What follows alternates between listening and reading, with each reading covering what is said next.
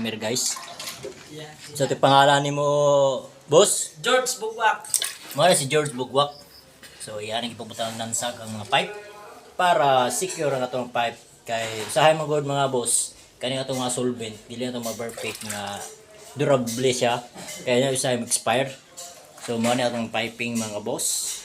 So kana siya mga boss, mo na siya nga ato ang air blower and then gonna mix some pit trap para ang atong tubig dili mabalik sa ato ang blower. So kanay siya mga boss.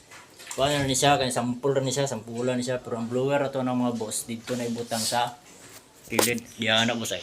Diyan na sa kilid. So na yung mga line diya boss. So diyan na to ibutang para limpyo sa tanawon.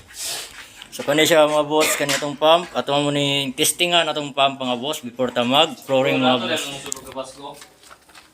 Gabas. Yato ni sampulan mga boss kani atong pump. Sa punuan at punuan. So kani siya mga boss atong blower na to mga boss, temporary lang na siya kay ito lang naghigtan og terwire. Kay ato man ni siyang ipa-skim coatan. After sa skim coat na mga boss, ato nimbutan ng mga lock. So anay diri nga side na lock. So limpyo sa tanawon mga boss. So mao na atong floor drain mga boss, upat ka buok.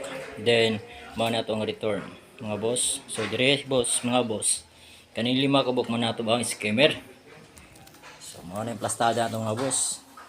So gibutangan ako ni kabilya mga boss para inig flooring dili siya mulihok. And di pag-uga sa flooring at alisera to tangon nato ang mga kabilya mga boss. Ayan mga boss. Mao ni atong source sa tubig mga boss, PPR. So ay plaster po na siya mga boss. Kanin duha mga boss, mao ni ato ang nawasa and then nawasa water and this one is supply na sa ato ang kuan tubig gyapon na siya parang supply na is ang kani solar mga boss. Yan mga boss. Tingnan mga piping nyo mga boss. Yan ang mga boss. Okay.